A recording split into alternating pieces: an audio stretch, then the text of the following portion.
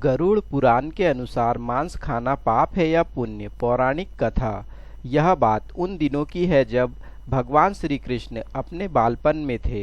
एक बार जब श्री कृष्ण एक पेड़ के नीचे बैठे बांसुरी बजा रहे थे, उसी तरफ एक हिरन दौड़ता चला आया और उनके पीछे जाकर छुप गया।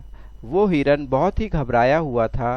भगवान श्री कृष्ण ने उसके सिर पर हाथ फेरते हुए कहा, क्या हुआ, तुम क्यों छुप रहे हो? उसका पीछा करते हुए एक शिकारी भी वहां आ पहुंचा और बोला, यह मेरा शिकार है, इसे मुझे दे दो, इस पर मेरा अधिकार है। तब भगवान श्री कृष्ण बोले, हर जीवित जीव पर उसका खुद का अधिकार होता है, ना कि किसी का। तब वह शिकारी क्रोध में बोला, यह मेरा शिकार है, इसे मैं पकाकर खाऊंगा। तब भगवान श्री कृष्ण बोले, किसी भी जीव को मारकर खाना पाप की श्रेणी में आता है। क्या तुम पाप के भागी बनना चाहते हो? मांसाहार पुण्य है या पाप, क्या तुम धर्म को नहीं जानते? तब वह शिकारी बोला, मैं तुम्हारे जितना शिक्षित तो नहीं कि यह जानूं कि मांसाहार पुण्य है या पाप, पर मैं यह जानता हूँ कि जीव को मारकर खाना, इसमें कोई हर्ज नहीं। मांसाहार से तो एक तो वह जीव को जीव बंधन से मुक्त कर रहा है, फिर क्यों मांसाहार से मना किया जाता है? मांसाहारी होने को क्यों नहीं कहा जाता? वैसे भी मैं इसको मारकर नीच योनि से मुक्ति दिलाकर पुण्य ही कमा रहा हूँ, फिर इस पर पाबंदी क्यों? इसे तो प्रोत्साहित करना चाहिए। जहाँ तक मैंने सुना है, जीव हत्या तो शास्त्रों में भी बताया गया है। राजा लोग शिकार किया करते थे। ऐसे तमाम तर्क देते हुए श्री कृष्ण से पूछा कि फिर क्यों मांसाहार गलत है और पाप की श्रेणी में आता है? आप ही बताइए, मांसाहार पुण्य है या पाप? भगवान श्री कृष्ण समझ गए कि इसकी बुद्धि मांस खाने के कारण तामसिक हो गई है और उसने सोचने और समझने की बुद्धि भी खो दी है। फिर भगवान श्री कृष्ण बोले, इस अंतहीन विषय पर पहले मैं कोई राय नहीं दूंगा।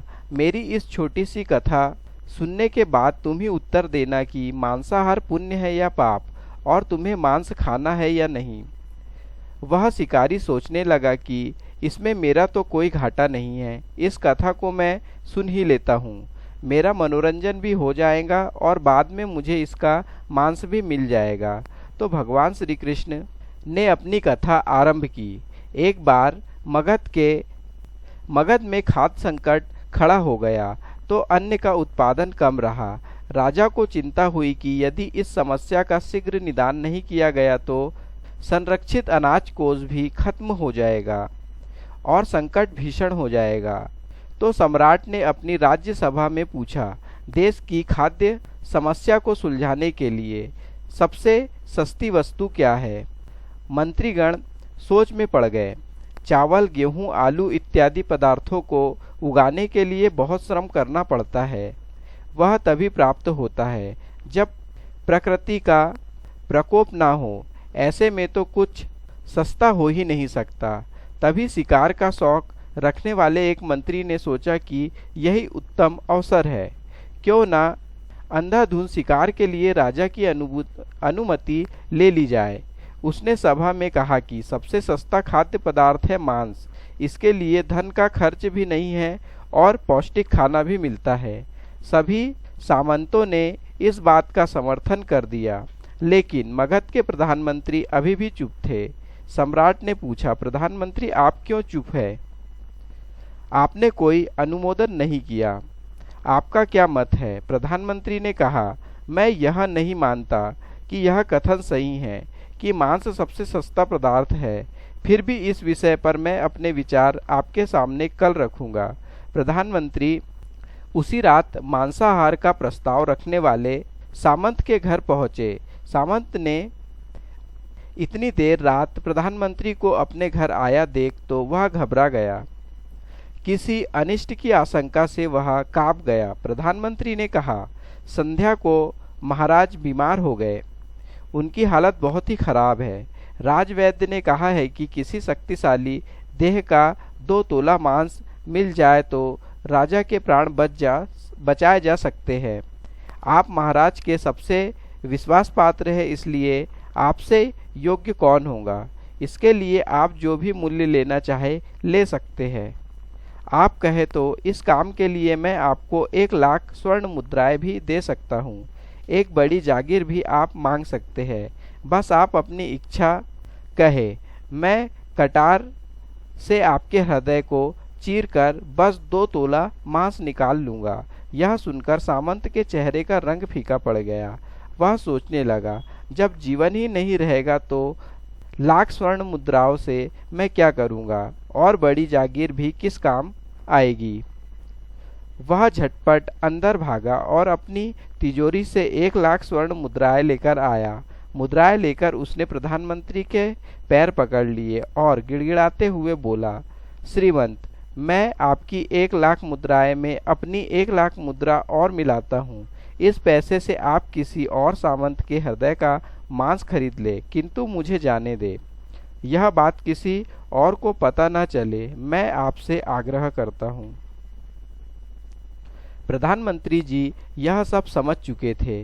वह उसे थोड़ी और मानसिक पीड़ा देना चाहते थे। प्रधानमंत्री ने आगे कहा, सामंत, आप शरीर से बलिष्ठ है, आपका कद काठी महाराज से मिलती जुलती है, इसलिए राजवैद्य ने खास तौर पर आप ही का नाम लिया है।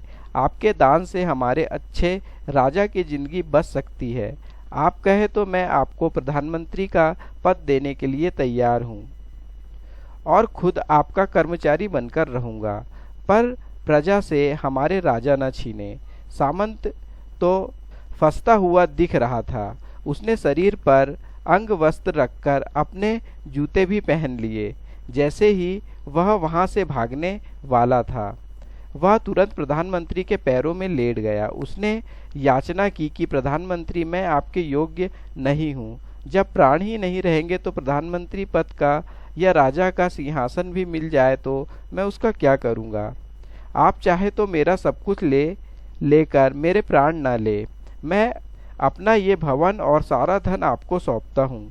रातों रात राज्य से निकल जाऊंगा। इतना कहकर वह अपने घोड़े की ओर भागा और जैसे ही अपना घोड़ा गठने लगा, आवाज आई, अभी अभी अपने पीछे गए तुम अपने परिवार को भी छोड़े जा रहे हो। सामंत बोला, मेरे प्राण से प्रिय कुछ भी नहीं है। जब जीवन ही नहीं रहेगा तो कुटुंब का क्या करूँगा। जीवन रहा तो ऐसे ही सुखी रह लूँगा। इतना कहकर घोड़े पर छलांग लगाकर बैठ ही गया। वह अभी चलने को ही था कि प्रधानमंत्री ने घोड़े की साख पकड़ ली। वह सामंत से बोला, भागने की जरूरत नहीं है, आप आराम से घर पर ही रहो, मैं किसी और का प्रयास करता हूँ। यह कहकर प्रधानमंत्री वहां से चले गए। प्रधानमंत्री ने वहां से जाने पर सामंत के अंदर कुछ जान तो आई, परंतु बेचैनी बनी रही। उसकी नींद खराब हो चुकी थी। मुद्राएं लेकर प्रधानमंत्री बारी बारी से सभी सामंतों के घर पहुंचे और सभी से राजा के लिए हृदय का 2 तोला मांस मांगा, परंतु कोई भी राजी न हुआ। सबने अपने बचाव के लिए प्रधानमंत्री को 1,00,000 और 5,00,000 मुद्राएं तक दे दी। इस प्रकार प्रधानमंत्री ने एक ही रात में करोड़ों स्वर्ण मुद्राएं जमा कर ली। फिर सुबह होने से पहले ही अपने महल में पहुंच गया। अगले ही दिन राजसभा में सभी सामंत समय से पहले ही पहुंच गए। सभी यह जानना चाहते थे कि राजा स्वस्थ है कि नहीं, लेकिन कोई भी किसी से भेद नहीं खोलता था। सबको राजवैद्य की तलाश थी, उनसे ही उन्हें कोई सूचना मिल सकती थी। प्रधानमंत्री ने सैनिकों को आज्ञा दे रखी थी कि जब तक महाराज राजसभा में न आए, किसी भी सामंत को भी महल से बाहर जाने की आज्ञा नहीं है। राजा सभा में अपने चिर परिचित गति से आए और अपने सिंहासन पर आकर बैठे। सभी सामंतों ने देखा, कहीं से भी राजा उन्हें अस्वस्थ नहीं लगे। उन्हें तो कुछ हुआ ही नहीं था।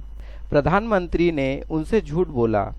हर सामंत के मन में यही विचार चल रहा था, पर कोई भी किसी और को कुछ भी न बोल रहा था। तभी प्रधानमंत्री ने राजा के समक्ष 1 करोड़ स्वर्ण मुद्राएं रख दी। राजा ने पूछा, ये स्वर्ण मुद्राएं किसके लिए है और कहां से आई। प्रधानमंत्री ने कहा, 2 तोले मांस के लिए इतनी धनराशि जुटाई है पर मांस न मिला। अपनी जान बचाने के लिए सामंतों ने यह मुद्राएं दी है। अब आप यह विचार कीजिए मांस कितना सस्ता है। राजा को बात समझ में आ गई। उन्होंने प्रजा को अतिरिक्त परिश्रम करने का निवेदन किया और राजा के अनाज भंडार में से अनाज निकालकर श्रमिकों को दे दिया।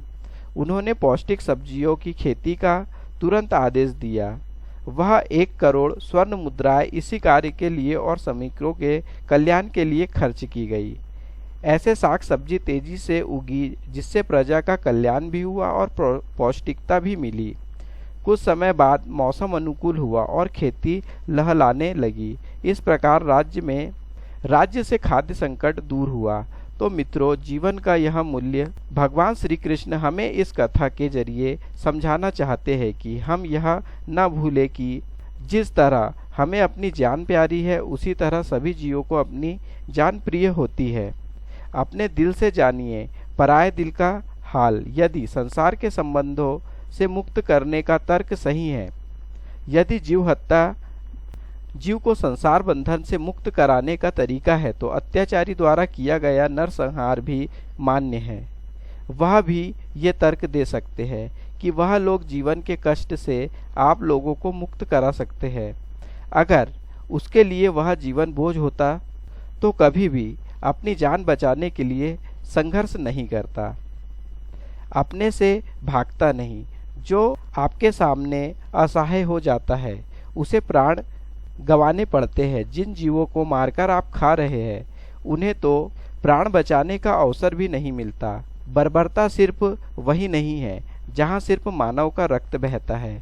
बर्बरता उसे भी कही जाती है जहाँ स्वार्थ के लिए किसी जीव की हत्या कर दी जाए। हम अंत समय में जिंदगी भर के पापों के लिए जिंदगी भर सुकर्म करने की कोशिश करते हैं, परंतु हम यह भूल जाते हैं कि जब वह जीव हमारे लिए काटा गया और हमारे लिए तड़पा, उसका श्राप हमें इस जीवन में ही नहीं बल्कि अगले जीवन तक नहीं छोड़ता। परमात्मा से यह ज्ञान पाकर शिकारी परिपूर्ण हो गया और उसे ज्ञान की प्राप्ति हो गई और वह जान गया कि महानता जीवन लेने में नहीं बल्कि जीवन देने में है। शिकारी भगवान के आगे हाथ जोड़कर वहां से चला गया और उसने कसम खा ली कि वह अपने संपूर्ण जीवन में किसी को भी कभी चोट नहीं पहुंचाएगा। तो दोस्तों, कैसी लगी आपको हमारी यह कहानी? कमेंट करके ज़रूर बताइए। जय श्री कृष्ण, जय श्री राधे राधे। आप हमारे चैनल पर नए हैं तो चैनल को सब्सक्राइब जरूर करें। मिलते हैं ऐसी एक नई कहानी के साथ।